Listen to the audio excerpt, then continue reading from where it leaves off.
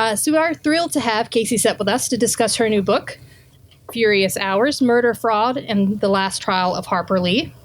Casey's work has appeared in numerous publications, including the New York Times and the New Yorker.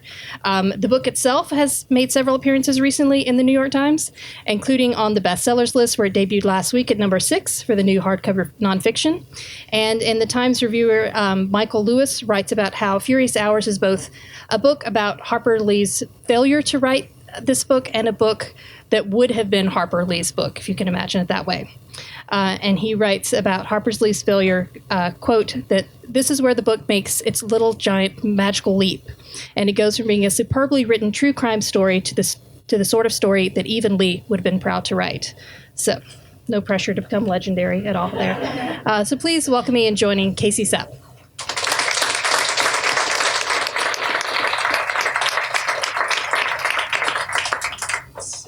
Truly an honor to be at Politics and Prose. The independent bookstore in the town where I went to high school on the Eastern Shore has closed, and so actually for a few years now, Politics and Prose has felt like my hometown store. So it's nice to be here, and I want to thank Lori for the introduction. It's true that I spent 4 years being cautioned that probably I wouldn't be able to finish this book, since a writer as great as Harper Lee hadn't, in all likelihood, been able to. And I like that almost immediately on the book being published, the fear and concern on my behalf turned to, would I ever write another, or would I be like Harper Lee and take 50 years to do it? So it's been truly a pleasure to learn about Harper Lee's work on this case and to learn about her life in general. And I'm mindful that I know at least one person in this room knew her. So I tread lightly in events like this, because it's often the case during the Q&A that someone pops up with knowledge of this case or knowledge of her that exceeds mine. So I hope if you fall into that category, you'll speak publicly or approach me after, because it's truly a delight. And it's clear to me, even after 4 years of exhaustive research, there is so much more to learn about her life and her work on the Maxwell case. What I like to do at these events is, because so many of you probably are here just for Harper Lee, I like to spend a little bit of time with the other two characters in the book, the first of whom is the Reverend Willie Maxwell. And Reverend Maxwell is sort of the impetus for this whole book, because he was born in 1925 in one of the most rural counties in Alabama, Coosa County, and he led a fairly typical life until in 1970 he was accused of killing his first wife, and then would go on to be accused of killing a second wife, a brother, a nephew, and a stepdaughter. So those suspicious deaths and the criminal trials surrounding them and the civil litigation surrounding some insurance payments, he held large life insurance policies on those individuals, form the first third of the book. And I really sit you down in Coosa County, and you learn about his childhood and you learn about his life. And then he hands the baton over to his lawyer, a man named Tom Radney, who represented him for about 10 years in all of that civil and criminal litigation. And Big Tom Radney is an interesting character in his own right, and his part of the book looks at mid-century politics in Alabama, because he had a pretty incredible career. He served in the state legislature. He ran unsuccessfully for lieutenant governor of Alabama, but he was a Kennedy liberal in the Wallace years. So you sit with his political career and you learn about his ambition and his idealism, and it explains why, when he settles back down into small-town lawyering, that he does it in such an epic and grand way, which is why when the Reverend Maxwell was gunned down at the funeral of his last alleged victim, Tom Radney, having lost one of his clients, found a new one by defending the vigilante who murdered the Reverend. So Tom is the kind of bridge between the Reverend story and Harper Lee's. So I'm going to read a little bit from the Reverend section, a little bit from Tom's section, and then I promise you, if you are here for Harper Lee, we're going to get to her too.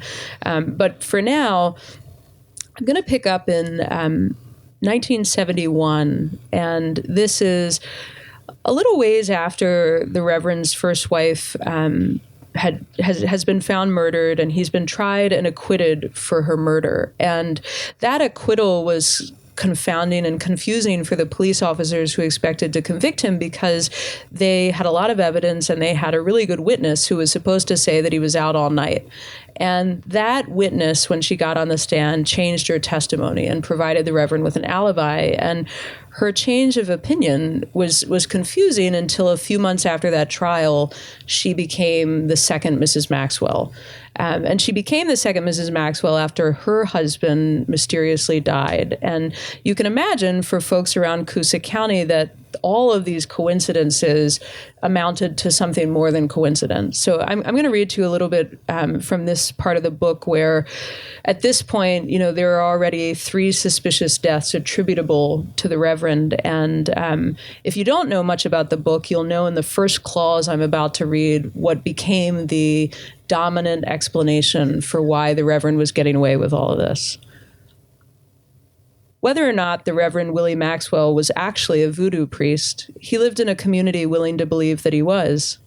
Plenty of good Christians in Coosa County shook out their pillows at night and scrubbed their steps in the morning to fend off spirits and spells, warned their children that the hoodoo man would get them if they stayed out too late, and told their spouses that they would lay a trick on them if they did not stop drinking or lying about drinking. Coincidence just wasn't a word that rolled off tongues in Alabama as easily as conjuring. So when Willie Maxwell was acquitted of murdering his first wife and remarried the young widow of his conveniently deceased neighbor, a lot of people were convinced that he had used voodoo to fix the jury, put death on his neighbor's trail, and charm a much younger woman. Maybe Maxwell had burned a court case candle or used law stay-away oil. Perhaps he had nailed a photograph of his neighbor to the north-facing side of a tree and added another nail every morning for 9 mornings until the man weakened and died. As for the much younger, much prettier neighbor, well, he may have sprinkled wishing oil on a sample of her handwriting, worn it for 9 days by his heart, and then buried it under his front steps. However unlikely such theories might seem, they were more comforting than the alternative. For many of the Reverend's neighbors, it was better to believe that in the face of conjuring, there was nothing that law enforcement and the judicial system could do than to believe that in the face of such terrible crimes, they had not done enough. Supernatural explanations flourish where law and order fails, which is why as time passed and more people died, the stories about the Reverend Maxwell grew stronger, stranger, and if possible, more sinister. The most widespread one began like a fairy tale with 7 sisters and 7 brothers. Willie Maxwell, people said, was the 7th son of a 7th son, a numerological curiosity that meant he had been born with power over life and death. To augment this natural gift, he supposedly went down to New Orleans to study voodoo with the 7 sisters, a fearsome septet well known throughout the South. Although their history and even their existence are disputed, stories about the sisters have circulated since the 1920s. They were said to be clairvoyant, ageless, and available to sell their blessings, curses, candles, and potions to anyone who came calling at their 7 identical dwellings on Coliseum Street in the Garden District. Dwellings you can still go see today. I actually did that after my reading in New Orleans, but I can assure you none of what follows happened when I was there.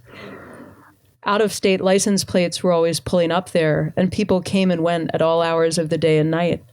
Some of the visitors were just customers, but others were said to be disciples, including supposedly one lean, eloquent, well-dressed man from Coosa County. Never mind that the Reverend Willie Maxwell actually had just 4 brothers, plus 4 numerologically inconvenient sisters. The rumors about him grew taller than the loblolly pines around Lake Martin. Some said he hung white chickens upside down from the pecan trees outside his house to keep away unwanted spirits, that he painted blood on his doorsteps to keep away the authorities. Others said he carried envelopes filled with deadly powders. He had a whole room at home just for voodoo, lined with jars labeled love, hate, friendship, and death. If he got sick, he drank someone else's blood to feel better. Drive by his front door and the headlights of your car would go dark. Say a cross word against him and he would lay a trick on you. Look him in the eye and he would curse you forever. He could move faster than was humanly possible, traveling the 150 miles from Birmingham to Atlanta in 20 minutes. If he needed to vanish quicker than that, he could turn into a black cat. And unless you think that those are just the sorts of things that, people in Alabama will say to a young reporter from Maryland when she comes down to look into all this, one of the most interesting things I found out about Harper Lee's time in town, so she caught on to this case not long after it happened, So when she came to town in 1977, she adopted a stray cat.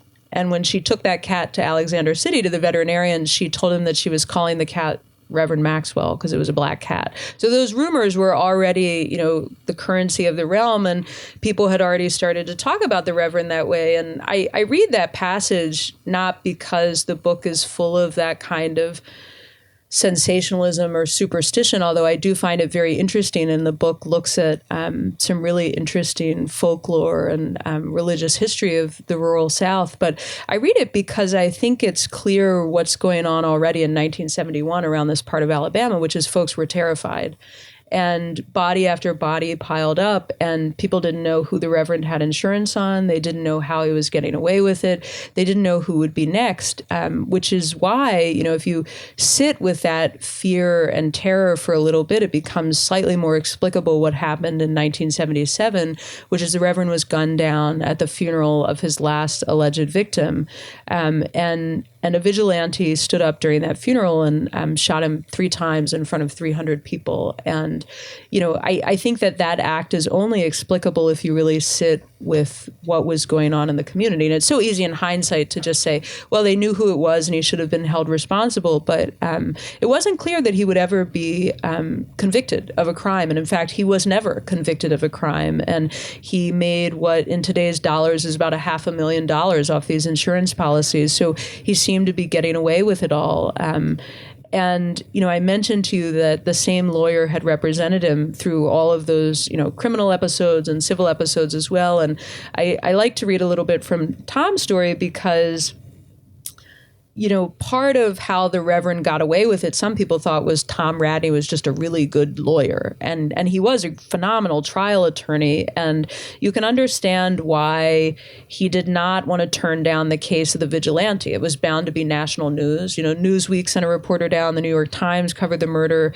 The Washington Post covered the murder of the Reverend. Jet Magazine sent someone down. It was this big story. And, the defense attorney who took this case was bound to make headlines. And Tom liked to make headlines, but he also liked to win. So the part of his section that I would like to read is it's a couple weeks after the Reverend is murdered. It's June of 1977, and Tom Radney has taken this case of the vigilante, and he's trying to figure out what the defense will be.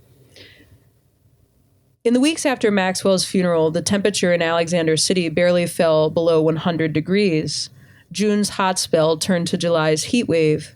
The hay fields that generally had 2 cuttings by midsummer hadn't yet had 1. Cotton was a third of its usual height. The corn had dried up entirely, and most of the soybean crop hadn't yet been sown. Dust devils swirled along the sides of the highways. The sun rose up every morning into an already smoldering day, scorched everything beneath it, and set into a stifling night. Clouds occasionally formed and threatened, but the rains never came. By the 3rd week of July, the drought was so severe that President Carter declared both Coosa County and Tallapoosa County, not to mention the rest of Alabama and Georgia, disaster areas. The heat that summer made the farmers crazy, made the loggers crazy, made the mill workers crazy, made basically everyone crazy except the Iceman and the kids down in Lake Martin, which is how one day Big Tom Radney settled on his defense of Robert Burns. In the middle of July, when Burns was indicted by a grand jury in Tallapoosa County, he did as his lawyer told him and pleaded not guilty by reason of insanity. Then Burns walked out of the courthouse in blue bib overalls and a Caterpillar baseball cap on a $10,000 bond. Insanity isn't an easy thing to prove, and it is often the defense of last resort. The belief that madness can be exculpatory is an ancient one, so ancient that it was carved into the Code of Hammurabi 1,700 years before the birth of Christ, alongside the notion of proportional retaliation, lex talionis, an eye for an eye. But by the time Tom Radney invoked it, the insanity defense had been out of favor for quite some time. Queen Victoria had tried to stifle it in the mid-19th century out of fear that it was encouraging would-be assassins. 100 years later, President Richard Nixon had the same idea. Too many defendants had turned out to be insane only until acquittal, and prosecutors and psychiatrists alike had come to worry that the defense was just a way of letting murderers get away with murder. Around the country, there were examples of defendants sent to state mental hospitals after a jury decided they were insane, only to have the hospital staff release them after diagnosing them as sane.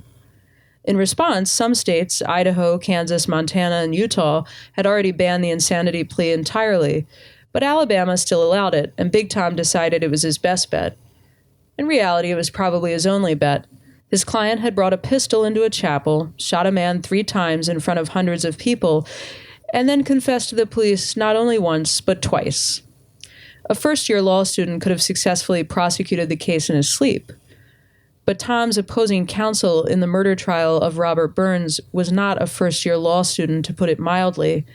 By the time the trial started, Thomas F. Young had already served 16 years as district attorney, and he was just starting another 6-year term. He, too, went by Tom, and he was said to have tried more criminal cases than any other DA in Alabama history. He also had something to prove when it came to the Maxwell case. He had been the district attorney who failed to bring timely charges against the Reverend in the death of his first wife.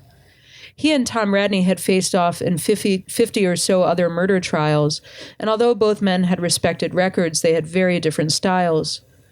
Radney is silk and Young is sandpaper, Alvin Benn wrote in the Alexander City Outlook, the local newspaper.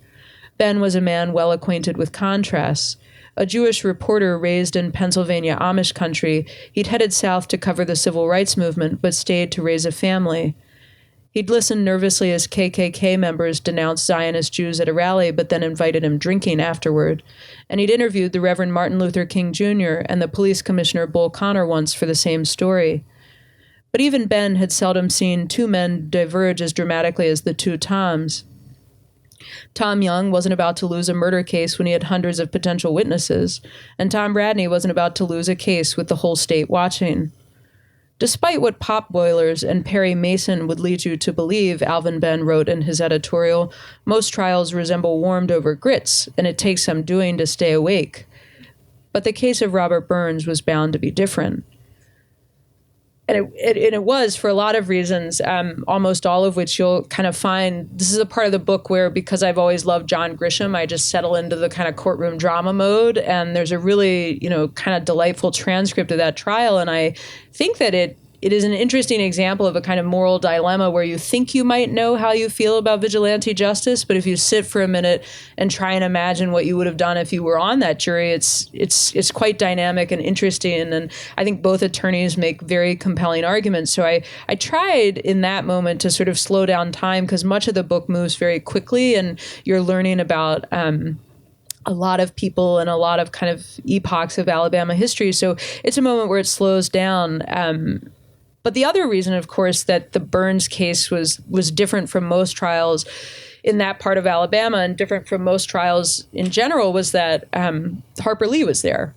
And she had found out about the case that summer, and she had made arrangements to go down to Alexander City, and she started looking into the case, and she introduced herself to a few people at that trial. And in the months that followed, she really, she was the belle of the ball in Alexander City, and she got to know people in town, and she got to know the lawyer, Tom Radney. She interviewed some of the Reverend's relatives. She interviewed the law enforcement officers who had worked the original case, and she put in this tremendous amount of energy and reporting. And what I'd like to read to you from her section, I beat the bounds of her work on this case, and you learn a lot about her life, but you learn a lot about her time in Alexander City. And, she crossed paths with a lot of interesting people in the time she was working on this. One of whom is someone some of you all might know if you're Alabama expats, but I had been told that an Alabama senator had been in touch with Harper Lee when she was working on this. And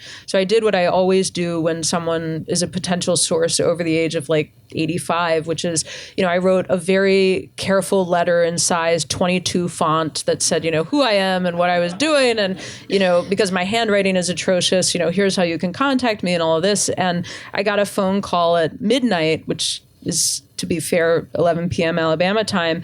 And the woman on the other end of the phone wrote herself into the book because she was just such a tour de force. And although her intersection with Harper Lee was really brief, she just brings to life this moment and this sense of, how widespread the knowledge was of Harper Lee's work, because she found out how to find her in Alex City at this moment. And I bring up Marion Pittman Allen's kind of forceful personality, because what I'm about to read has 2 curse words, and I want to assure you that they are from Marion Pittman Allen, not Casey Sepp, so accept my apologies, and if you can, forgive her. She was 91 when she uttered them, and she's since passed, so she's too dead for you to be mad at her, but I am going to curse twice, and, again, straight from the senator's mouth.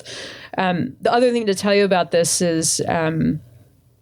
I'm going to read you a whole chapter, which sounds more painful than it is. It's quite brief. It's the shortest chapter in the book. And it's called Disappearing Act, which will make sense near the end. So if you just hold that thought, Disappearing Act, I promise it's not about black cats or the Reverend. It's about Harper Lee. So just hold that title in your mind for about a minute and 45 seconds. It was the damnedest thing, but Marion Pittman Allen couldn't find a copy of To Kill a Mockingbird anywhere in Washington. There wasn't yet a Politics and Prose, that's why. Mrs. James Browning Allen was the second wife of the junior senator from the great state of Alabama, and in that role she was expected not only to attend the ladies of the Senate luncheon, but to present the First Lady of the United States, Rosalind Carter, with a book representative of her home state. It was obvious to Allen which book she should bring, since there was no Alabama tale more famous than the one about the adventures of a tomboy named Scout and her heroic lawyer of a father, Atticus Finch. But even though there were millions of copies of Nell Harper Lee's novel in circulation at the time, Allen couldn't find a single one for sale in the nation's capital. Allen was Lee's age, and they had both dropped out of the University of Alabama around the same time. Lee had been a student at the law school and quit to write. Allen had been a journalism student and quit to have children. Her first marriage didn't take, and she had 3 mouths to feed, so she began working as a reporter for a handful of newspapers around Birmingham. That's how she met her second husband, who was then Lieutenant Governor James Browning Allen, a widower with 2 children of his own. She heard church bells on her way to interview him for a story and hoped it wasn't a sign, but 4 months later they were married, and 4 years after that they were moving to Washington for him to take his seat in the United States Senate. Allen didn't like to make a big production out of her role as a lady of the Senate, but she also didn't want to embarrass her husband or her state, so she was determined to bring the right gift to Mrs. Carter. When she couldn't find the book, she went looking for its author. Allen knew that she and Lee had a mutual friend from their Tuscaloosa days, and she thought that he might know how to get a hold of her. Nearly everyone in the state would have recognized John Forney's voice, and the half who were Alabama fans basically thought it was the voice of God. That is a joke that plays much better when I'm doing events in Alabama, and I was hoping enough of you were from there that you'd know who John Forney was. Forney had been calling the play-by-play for the Crimson Tide for over a decade. John, Allen said when the sportscaster answered, "Do you know where Nell Lee is? I've simply got to find a copy of her book." After she explained why, Forney told her that Lee was in Alexander City. Allen knew Alex City well. Her first husband had been born and raised there. In the years when her own father was building levees on the Mississippi River and living with her mother in a tent on its banks, her ex-father-in-law had been hobnobbing in the Alabama State Senate. After that, J. Sanford Mullins had gone to Alex City to serve for more than 3 decades as the town's attorney. As best as Allen could remember, the most exciting thing that had ever happened around Lake Martin was her ex-father-in-law climbing into the bed of a truck to deliver one of his speeches. Unfailingly fiery numbers that could draw an audience from 3 counties. But the oratorical wizard of Channahatchee Creek had long since died, and she couldn't imagine what would entice a world-famous author to Tallapoosa County. What in the world, Allen asked Forney incredulously, is she doing in Alex City? Lee was there writing, Forney said, but if Allen could give him a little time, he would try and get in touch with her. A few hours later, Forney called back and said that he had tracked Lee down at the Horseshoe Bend Motel. Maybe she knew it. It was that hexagon-shaped number out on Highway 280. He had been given the go-ahead to give her the writer's private telephone number. It was like she was hiding behind damn trees down there, Allen remembers. But I got the secret number and we talked for over an hour. They talked about small-town lawyers, since Allen wondered if Lee knew anything about her ex-father-in-law. And they talked about journalism, since Lee was a regular reader of Allen's syndicated column, Reflections of a News Hen. When Allen finally got around to asking why Lee was hanging her hat in Alex City, the author wouldn't say much, just that she had been there for a few months, working on something that had to do with a voodoo preacher. Lee did say, though, that she would make sure a copy of her novel got to the nation's capital by May 15th, 1978, in time for the luncheon. True to her word, Lee sent a signed first edition of her book, inscribed on the front page to Rosalind Carter, along with a verse from one of the hymns to wisdom in the book of Proverbs. Her ways are ways of pleasantness, and all her paths are peace. Mrs. Allen presented the book to Mrs. Carter at the Ladies of the Senate luncheon, which, as it happens, was the last one of those Allen would ever attend. 2 weeks later, after she and her husband had returned to Alabama for the summer recess, Senator James Browning Allen died of a heart attack at their beach house in Gulf Shores. Not long after that, Governor George Wallace appointed Marion Pittman Allen to her husband's seat, making her the state's second female senator. Overwhelmed both personally and professionally, she forgot all about the Pulitzer Prize winner holed up at the Horseshoe Bend Motel. It was easy enough to forget about Harper Lee in those days. To Kill a Mockingbird had come out 18 years before, and in all that time, Lee had published almost nothing else. 3 short essays for 2 glossy magazines, 2 tiny profiles that were favors for her friend Truman Capote, 1 satirical recipe for cracklin' bread in a novelty cookbook. In nearly 2 decades, that was the only writing she had put into the world. No second novel had followed the first, and she hadn't given an interview in 14 years. The last time she had so much as agreed to be quoted in print was another favor for Capote. In 1976, he had asked Lee to sit with him during an interview for People magazine, which was running a profile of him. She had said a total of 12 words on the record, 7 of which were, "We are bound by a common anguish." To Kill a Mockingbird had made Lee extravagantly wealthy, but you wouldn't have known it to look around her life.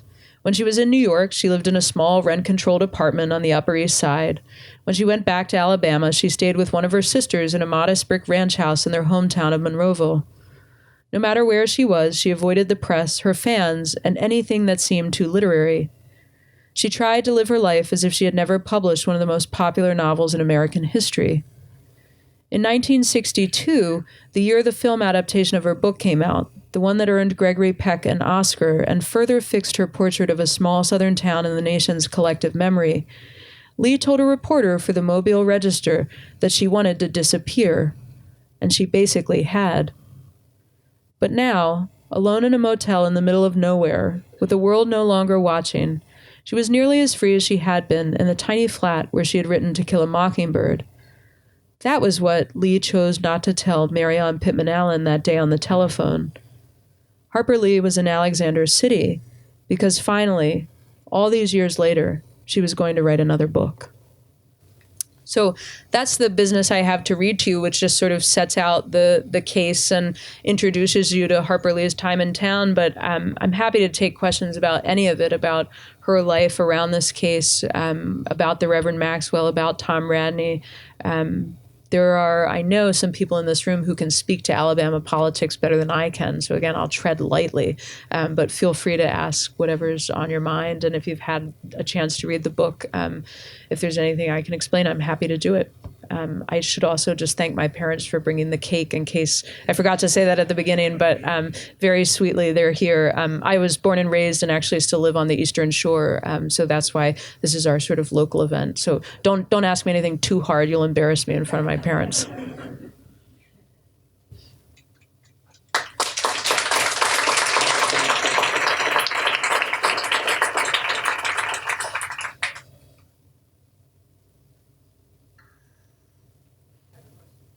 Oh, gosh. This is a lawyer asking a question. Lay it on me. Because I finished it yesterday and I loved it. And I wanted to want you to write this book about these characters. Sure.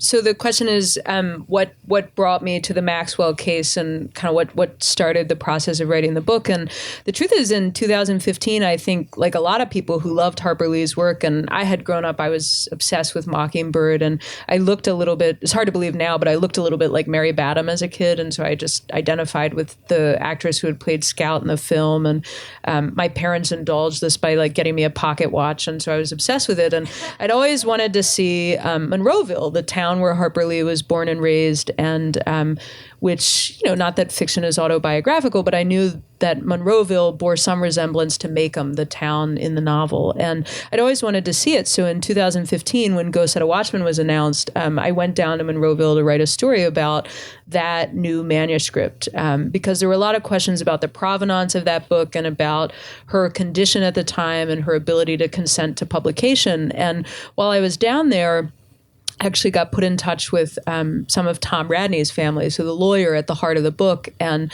I wrote a short story for a short article for the website of the New Yorker about what amounted to a question concerning some of Tom's materials. So Tom Radney, in an effort to aid Harper Lee's writing a book about this case and about his role in it, had given her a lot of materials while she was in town. So in 1977, he had handed over basically all of the legal paperwork he had. And Tom died in 2011, and his family had been trying to get all of that material back. And they had been undertaking a tremendous, familial archival effort around his political career and around his lawyering. And they were, putting together scrapbooks and assembling a lot of material. And they had never been able to figure out what the heck happened to the stuff he gave Harper Lee. So I wrote a short article then. And the last line of that article said, the Radney family is sanguine that if Harper Lee never wrote the book, someone else will. And it was truly one of those moments where you're like speaking to yourself, where it was like, well, why am I encouraging someone else to write this tremendously interesting book when maybe I could do it? And I love religion and I love politics and I love literary biography. So it felt to me like a couple of books in one. And I'm sure that that'll be frustrating for some of you if you're like genre purists. You just want true crime or you just want biography, because the book is a little promiscuous in terms of genre and moves between those. And I just felt like these are three different characters, but their intersection is just so interesting and fruitful. And by setting them against one another, we can learn a lot about Alabama and about these different spheres for understanding the world. But it grew out of some reporting around Go Set a Watchman. Was Go Set a Watchman the book that she was in the middle of writing? I thought it had something to do with Mockingbird. So Go Set a Watchman, so these are two distinct projects. So Go Set a Watchman was a manuscript that she had completed in 1958, and it's a little too strong to say it's a draft of Mockingbird. It was a distinct project. It involves the same characters, it has the same setting, but a very different chronology. So I'm sure a lot of you had the chance to read Go Set a Watchman, and it was a little confusing when it came out because it seems in chronology to be a sequel. Scout and Atticus and all the other characters are aged up. Time has passed from To Kill a Mockingbird, but she actually wrote that book first and completed no edits. It was a sort of time capsule that was then published in 2015. And the case at the heart of Furious Hours is part of a book she was calling The Reverend. So it was a nonfiction project that she undertook starting in 1977. So quite a long time after Go Set a Watchman and even after To Kill a Mockingbird. So there's a great letter I quote in the book from 1958, around the time she was kind of moving between Watchmen and Mockingbird. And the 60s were really a productive period of time for Harper Lee, although none of those projects resulted in publication. She started a lot of really strange and interesting novels, and that letter from 1958 sets out this kind of audacious itinerary of what she would be doing for the next 15 years. And if you think you know Harper Lee, I can assure you when you read that letter, you don't. It's everything from a novel of the United Nations to India 1910. And they're really strange and they are not Macomb County novels. It's a very ambitious list of projects. And she seems to have toyed around with those in the 60s and tried to maybe work on a bridge between Mockingbird and Watchmen, the kind of interstitial years of the Finch family. But by the 1970s, she's turned to this other project. So I meant only that when I first went to Alabama, I was reporting on Go Set a Watchman, and then I wrote a second story about The Reverend. And did you have access to all her papers? And had they been gathered and, organized? What's your definition of organized? I mean, they're not publicly available. I mean, this is one of these interesting things, and I think it's surprising to folks. Unfortunately, for those of us who admire a writer like Harper Lee, or if there are scholars in the room, if you want to do research on Robert E. Lee, for that matter. Private archives are private, and there is no, Right. There is no mandate for them to be publicly available. So in the case of a writer like Harper Lee, a book like mine is built from what is publicly available. So friends and some of her family decide to share letters, or they share manuscript pages, or they direct you to other people who have those materials, or some of those papers or letters or things are donated to the Library of Congress, the New York Public Library. There's some of her letters at the University of Alabama in Tuscaloosa, some at the archives in Montgomery. And, I was able to amass a lot of material, because when you write a letter to someone, even though you retain the copyright, you send the letter out and someone else has it and can share it with a researcher like me. But the Harper Lee archive, official archive in terms of the estate, is not public. Thank you. Sure.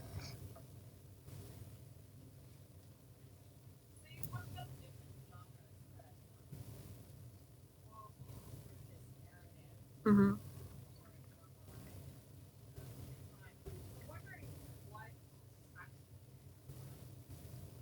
So the question is, what attracts me to true crime? I left off my favorite genre, which is natural history, and the book actually opens, if I haven't already tried your patience with everything else, with a kind of John McPhee-esque riff on the Tallapoosa River and the flooding of Lake Martin. So brace yourselves. If you don't like that, if you don't like Terrence Malick movies, just like skip ahead, and I'll spoil it for you by telling you the reservoir gets filled.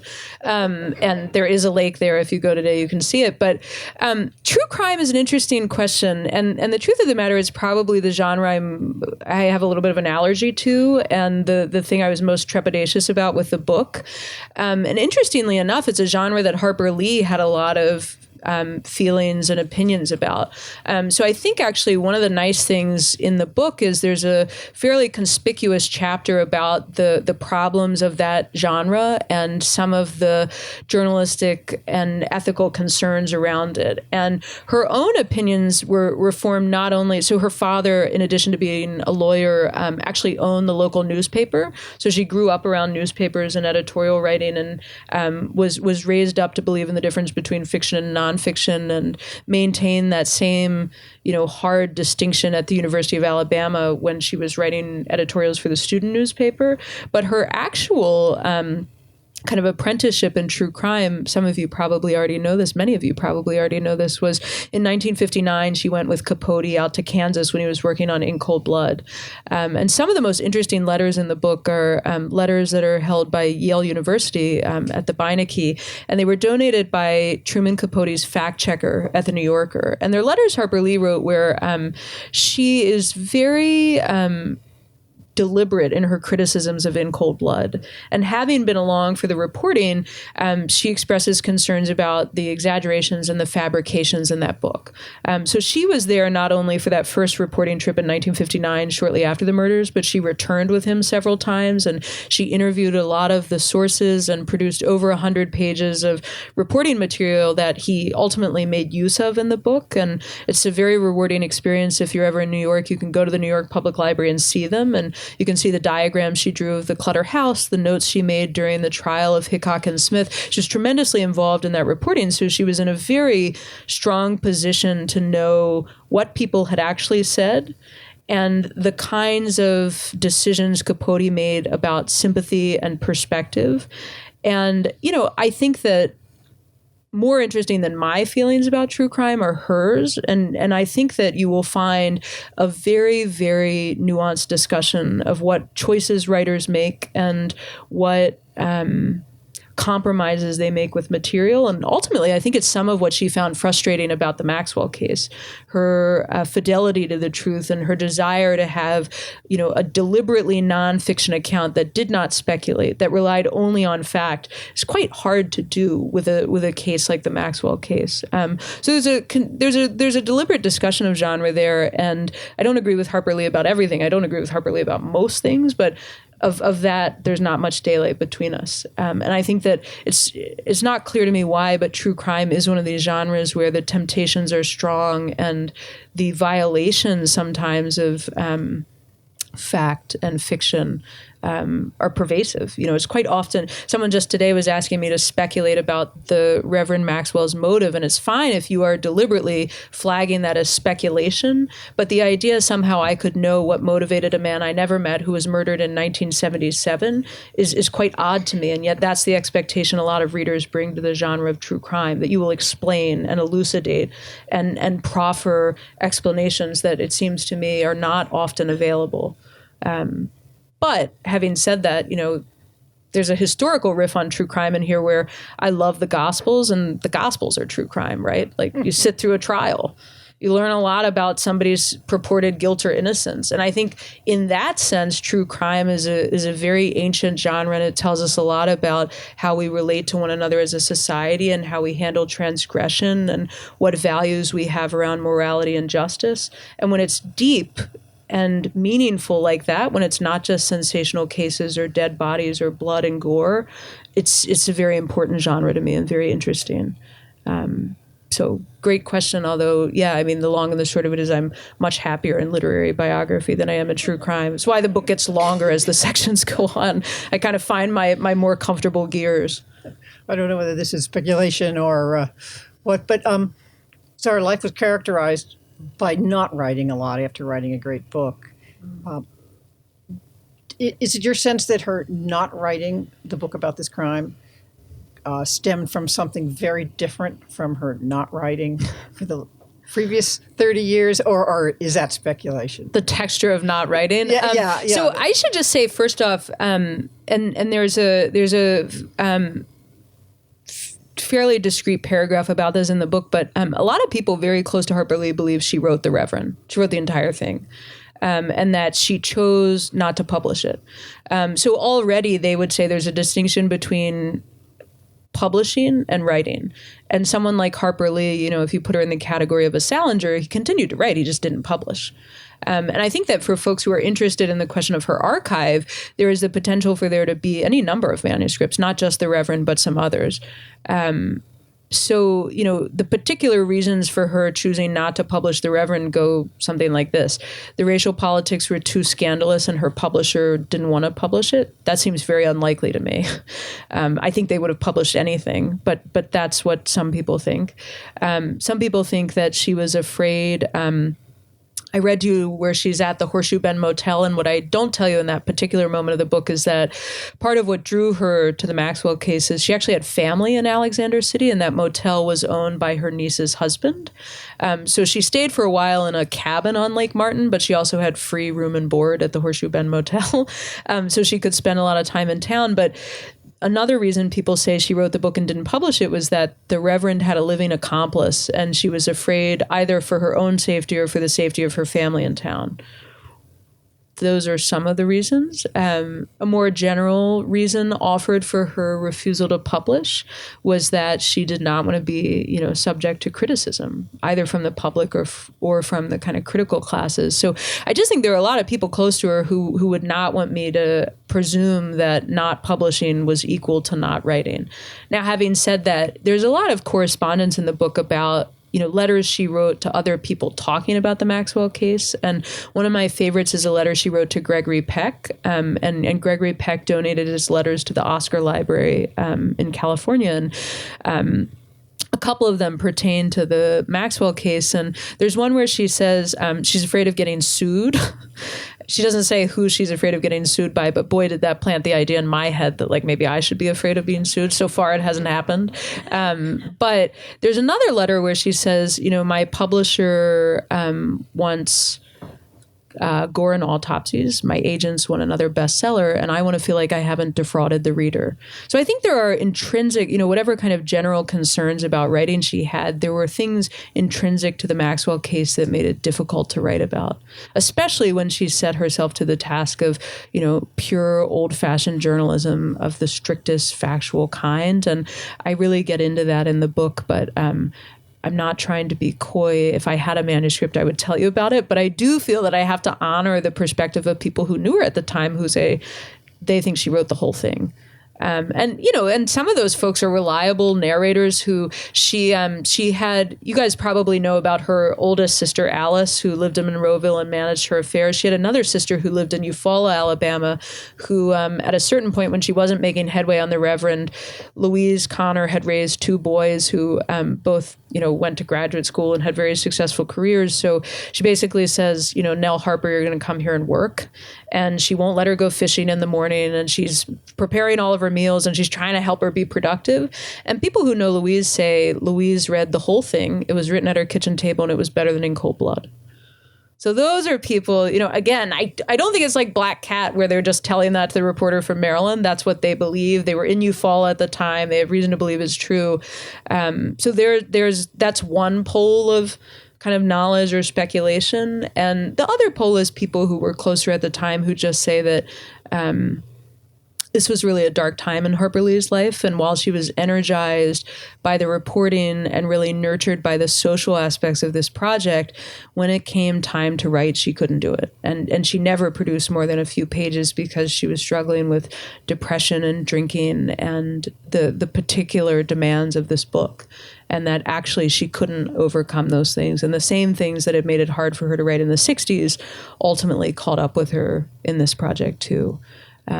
So there is a tiny bit of speculation in the book. I don't want to pretend there isn't some, but it's not mine. It comes on good authority. So We actually do have time for a couple more questions, but if you would please I got to take this one because I'm going to embarrass. This is Diane McWhorter in the middle of the room. And Diane, if you don't know her, is one of Alabama's best writers. Diane won the Pulitzer for a tremendous history of the Birmingham campaign of the Civil Rights Movement. And Diane also outed herself recently as a dear friend of Nell Harper Lee's. So she's here, and I can assure you everything she knows is in the book unless she's got something new to tell me. But I'm so curious what Diane's going to ask me in public and not in private. I want to know what was the book tour like in Alabama? And what are people saying? How are people reacting to the book? And also, were you there when I think the abortion ban was after you had left? Yeah. But could you feel that coming at all? Or, because I think of Alabama as being the best and the worst, and so you kind of were the living. Am I allowed to quote you back to you, or is that like inappropriate? So to the first question, normally when I do a reading like this, you guys didn't laugh, so I didn't have to chastise you at any point. You're such a serious, somber audience. But sometimes people get to laughing, and I feel the kind of schoolmarmish impulse to say it's a real story, and there are people whose families were very much affected by this. And to demonstrate that, so when I was in Alex City, one of the Reverend's daughters came to the reading. All of Tom Radney's kids and some of his grandkids came to the reading. And Robert Burns, the vigilante who murdered the Reverend, came to the reading. And it is a lived story there. And some of the joyful aspects of that are, people who shared stories about Harper Lee or showed me letters from when she was in town and came for pimento cheese sandwiches for lunch or came for dinner. Those people were there, and some of the reporters who covered the case were there too. But I just think the kind of contours of this case, it was lived very differently at the time in the Black and the white community there, and then it was lived very differently by different families, which is all to say, so they all came, they all got their books signed, everybody left alive. So I'll make a joke, having told you not to joke about any of this, I'll make a joke. And no, I mean, how's it being received? I think that, so in 2015, when Go Set a Watchman was announced, everybody in Alex City thought that the new book by Harper Lee was going to be The Reverend. They had been waiting for it since 1977, and the idea that she was, quote, publishing a new book, they thought it was going to be the book about the Maxwell case. So I think that while almost everybody is disappointed this book is not by Harper Lee, they're just happy it's done and that there is a kind of larger conversation about it. And so far, most people who are in it have been happy that it does what I set out to do, which is tell the truth about this place and about this case. So it's been mostly fine. And, to my frustration as a reporter, new letters walked into some of those events, and people who I'd never heard of suddenly, piped up with, well, I met her when she was in Coosa County. And I was like, well, where were you 4 years ago when I was trying to find everybody who had interacted with her? So all of that is, what's that? Paperback is spoken like a true writer.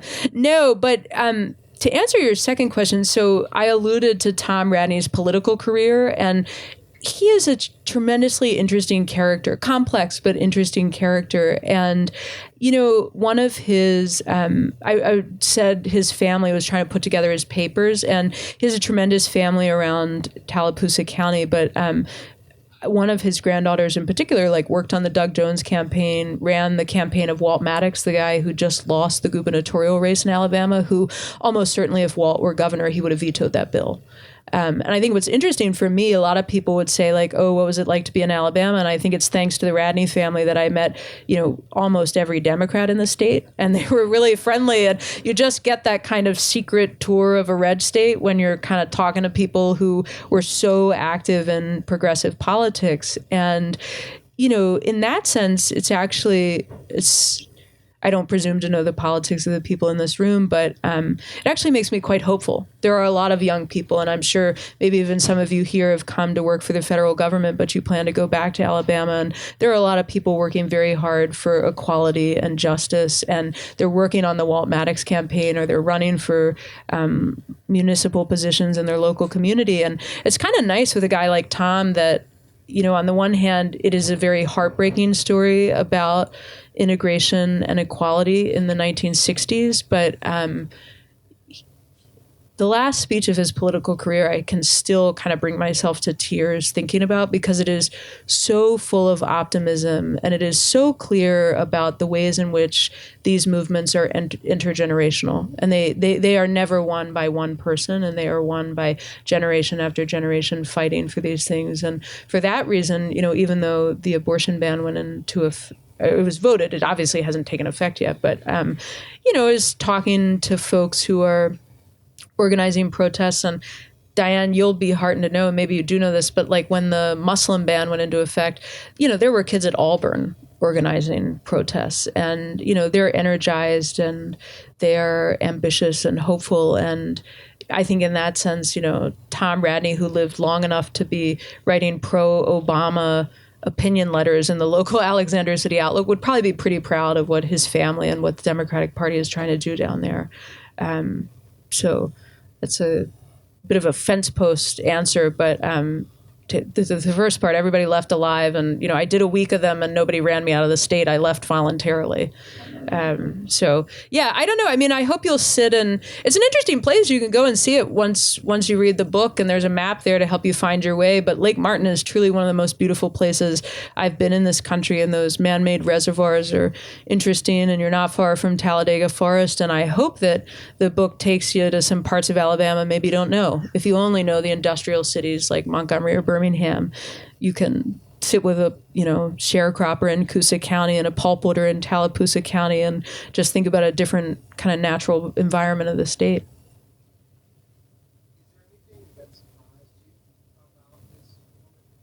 About Harper Lee? Oh gosh, everything. So I had the kind of classic would-be biographer's logical fallacy, which is that we had everything in common. It was going to be easy to write because I knew so much about her, because I thought so much about myself, like any solipsistic person. And, I just thought, well, that's how I'll know what she thought and what she felt. And, oh my gosh, we have nothing in common. And nowhere was that clearer for me than to the question of Harper Lee and not writing. Harper Lee was a tremendously unhappy writer, and she had a very kind of ancient notion of the requirement of suffering and difficulty, and that if your art were good, you had to suffer for it. And it took, hours at the typewriter. She liked quoting Jean Fowler, who said, you sit down to the typewriter and you wait for your forehead to bleed. And that is not me. I love to write. I find it really fun. I can't believe that it's a career. It's like robbing a bank. I can't believe people pay to do it. And I thought at first those letters were kind of put on, and that it was, she was crying out for sympathy, or they were exaggerated or performative for the people she was writing to. And you read enough of them and you realize, no, that's just how she felt. And she really did struggle, and it was real. And I think that surprised me. And it was also hard to take seriously and to represent in a way. This book is filled with death and suffering, and political suffering, and that scale of suffering. And to find a way to dramatize her suffering and to take it seriously and to render it in a way that brought it to life was actually quite hard, because I've never experienced writer's block, and I didn't quite know what to make of it. But luckily there's enough of her correspondence, and I could talk to enough people who knew her about that aspect of her writing life that I think it works. But it's a bit like paint drying. You've got this like history of life insurance at the beginning of the book and then writer's block at the end. So there's a lot of like seemingly boring things that I hope are actually kind of dramatic in context. But that surprised me big time. I don't know what I thought she was doing. I guess I thought she was like playing the penny slots and just living a happy life, not like suffering for her art. But it turns out she really was. Hi, you mentioned that religion has an allure for you, and you cited some really weird practices. Were these actual practices that the Reverend engaged in that came out in testimony, or are you kind of attributing things to him? Or and do people still practice those and believe in those things? And is it across races? And can you shed light on, yeah, on sure. that kind of religion? That's a great question. And again, to the things that I tried to treat very sensitively and responsibly in the book. So hoodoo, voodoo, root working, these discrete systems of belief and practices of belief in the South and around the world are, of course, legitimate systems of belief. And people practice them to this day. And there is a very rich religious history, and it's not all superstition, and it's not all supernaturalism. And there's a riff in the book that, I felt the need to sort of tell you about where these practices came from and their syncretic nature and how they interacted with Christianity and some other kind of more dominant religions. Not because the Reverend practiced any of them. And in fact, that paragraph, there is no evidence that he could turn into a black cat, that he could move between places at warp speed. There is no evidence of any of that. And indeed, 2 journalists went to the Reverend's home in the week between when his stepdaughter was found murdered and when he himself was murdered. And neither one of those journalists found any evidence of a voodoo room. Now, having said that, part of the book's kind of ethnographic and religious history comes from some early folklore and, anthropological scholars who made these tours of the rural South, and they actually had some trouble learning about hoodoo and voodoo and root working because outsiders are not welcomed into those communities. They are, oral histories and oral traditions that are shared only within the belief system. And so even someone, to my mind, one of the most fascinating folks who went and tried to learn about all of this was Zora Neale Hurston. And, it's actually incredible when you go and you look through the scholarship. She is just there as a scholar, and she took these tours of the South and took down folk songs and oral histories and did, a tremendously large number of strange initiation rites to try and get people to share their knowledge with her or to share their catalogs with her. And there was a white Episcopal priest who did the same thing named Harry Middleton Hyatt, who produced thousands and thousands and thousands of pages of information about these practices. So that's what I'm drawing on to create that the first paragraph where I say, like, maybe he used law stay away oil and that sort of business. And so that comes from legitimate, voodoo catalogs. You can still order from them today. You can go to New Orleans and there are voodoo shops where you can buy candles and that sort of thing. The other paragraph, I'm not attributing anything to him. That other paragraph is truly, if you go back and you look at the contemporaneous newspaper coverage or you interview anybody in Coosa County, those are still the things they will tell you today the Reverend was capable of doing. And that business about his neighbor. So there's this great letter from Harper Lee where she says she doesn't believe the Reverend was a practitioner of voodoo, but she does believe he killed at least 5 people. And she says at least 5 because there was this other death attributed to him, which was the neighbor. So the neighbor actually had ALS and was not well. He died in a veterans hospital of pneumonia. So there's no real evidence the Reverend did it. But I can tell you, if you go and you ask people in Coosa County, they say he was poisoned by the Reverend and that it was a voodoo poison he used. So again, that's not me like inventing things. That's truly the kind of, cacophony of voices around this case and the explanations that people came up with. So there was a moment where I thought, well, maybe I shouldn't include this at all. There's no evidence he practiced voodoo. And yet you actually drain the case of a lot of the reality of what people felt and said and thought at the time if you don't write about it. And again, you're talking about a community where part of the reason you could attribute those practices and those beliefs and those powers to the Reverend is there were hoodoo men in the area. And there were root workers in the area. And if you had a sore back, you didn't go to Selma to the hospital. You went to get a salve from somebody, in the next town over.